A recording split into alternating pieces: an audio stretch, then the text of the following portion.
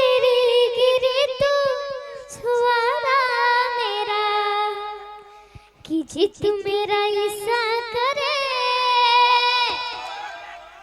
तेन कच्चे नु खालू तने हाय रे तू छाती के लगे रही ताबीज बना लू तने मैं ताबीज बना ले रही आप लोगों को ठीक है ना हाथ एक बार उठा के मुझ से बात दीजिए ताली बजा दीजिए एक बार जोरदार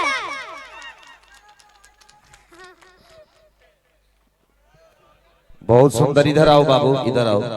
देखिए एक प्यारी बेटी है और आज लोग कहते हैं कि बेटा ही सब कुछ है बेटी कुछ नहीं है। मुझे तो ये लगता है कि एक ऐसी प्यारी बच्ची है जो कम दिनों में इतनी वायरल है कि दुलारी बड़ी दुलारी बड़ी दुलारी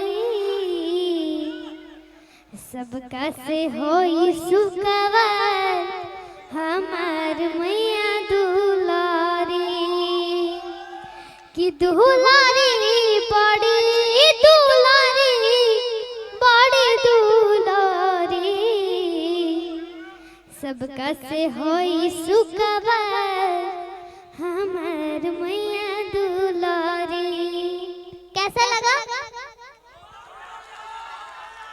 एक बार हाथ उठा के 2000 ताली बजा दीजिए। बोल साचे दरबार की जय। हाथ उठा के आशीर्वाद दे दीजिए एक बार हमको। बोलिए साचे दरबार की जय। देखो भैया ये छोटी प्यारी बच्ची है और इतने कम दिनों में इतना वायरल हो गई है बाबू। 2 लाइन कुछ और गुनगुना क्या बात कि भर दे झोली मैया भोली तेरे दीवाने भर दे झोली मैया भोली तेरे दीवाने तेरे दर पे ओ मेरी मैया तेरे दीवाने तेरे दर पे ओ मेरी मैया तेरे दीवाने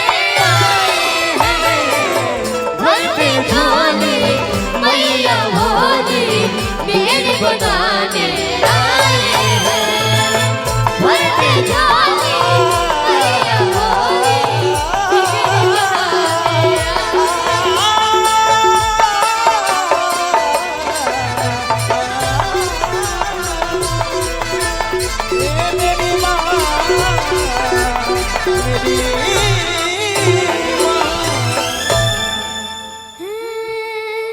कि बाजे पैजनिया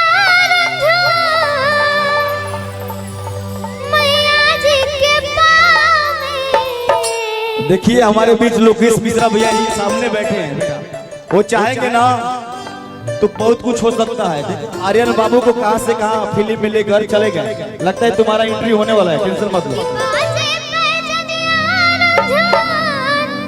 मैया जी के पाँव में। जब आईली सात बहिनिया क्या बात है जोरदार ताली बजाइए। जब आईली सात बहिनिया घूमे हमरा गाँव में। बाजे पैजनिया रुझुन मैया जी के पाँव में। बाजे पैजनिया रुझुन मैया जी के पाँव में। जब आईली सात बहिनिया घूमे हमरा गाँव में। जब आईली सात बहिनिया घूमे हमरा गाँव में। जुड़ गई तोहरा से जाने ही कैसन बंधन लागेला सबसे हटके आपन के जैसन। ई मतलबी दुनिया में बायसन प्यार कहा। हेलो एक मिनट भैया भैया ये ऐसे शख्स ऐसे पहाड़ हमारे रोहतास जिला में जाने कितने लोगों को बना दिए। अरे मैं तो मेरा तो कर्म है बनाना बस। क्या सर नो डाउट। हमारे दिलीप सर के लिए एक बार ताली बजा दीजिए। और दिलीप सर के लिए कहना है अरे चाचा जी के लिए गाना है, मैं ज्यादा नहीं 5 मिनट और टाइम लूंगा सर। कि जुड़ गई तुहरा से जाने ये कैसन बंधन, लागेला सबसे हटके आपन के जैसन, ई मतलबी दुनिया में बायसन प्यार कहा, तुहरा जैसन भाई कहा, तुहरा जैसन यार कहा, तुहरा जैसन भाई कहा, तुहरा जैसन। एक चाचा जी, फुलन चाचा जी, कि माई बिना बेटा अधूरा बा, हमाई बिना केहू न पूरा बा। हम चाहता नहीं चाचा जी के लिए एक बार जोरदार ताली बजाओ। चाचा जी 2 मिनट आपके लिए गाना है। झूले लू तुन मिया का, झूले लू तुन मिया का, झूला नवाया हो मैया, झूले लू तुन मिया का, झूला नवाया हो मैया, झूले लू तुन मिया का।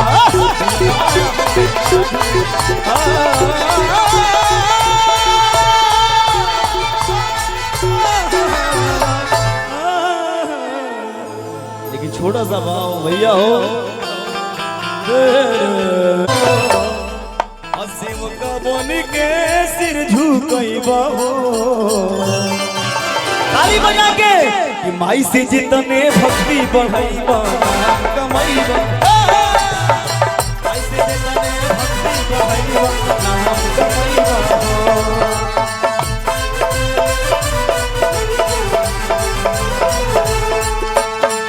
लेकिन यही भाव में भैया भैया कि चैते में हो जाला।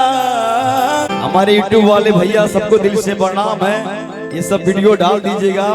और ढेर सारा आप लोग का, आप भी लोग स्टार बनाते हैं, पब्लिक तो है मेरे भगवान, लेकिन आप लोग सबको स्टार बना दिए, यूट्यूब का जमाना आ गया है ना भैया। क्या बात बोल रहा हूँ ना, सही बोल रहा हूँ ना। लेकिन सभी लोग भैया पगड़ी के निकाली, तनी पगड़िया निकाली, तनी हमार बार छिला गिल बनी तो हमको दिखा देते, तब माई के चुन बड़ी तो बोलने बढ़िया। हाँ। माई सुतल बड़ी, थाकल बड़ी, लाइन लागा रहे माई तारा चंडी के दरबार में दर्शन कर खाती, माई सुतल बड़ी। 1 बजे भोर में कोयल बोल दे रसिया।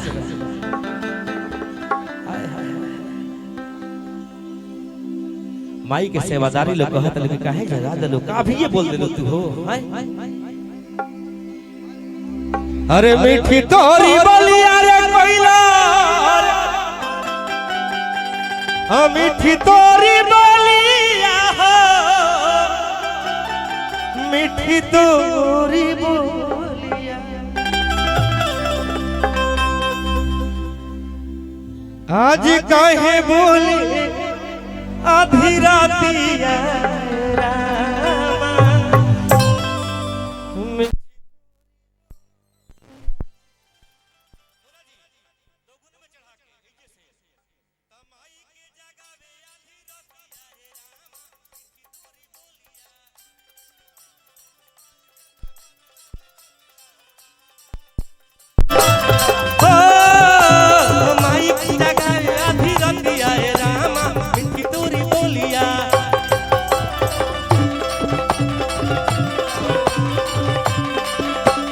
मीठी तोरी बोलिया हो, मीठी तोरी बोलिया,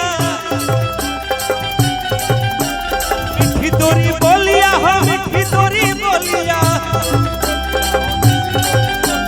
आज काहे बोले आधी रातिया हे रामा, मीठी तोरी बोलिया,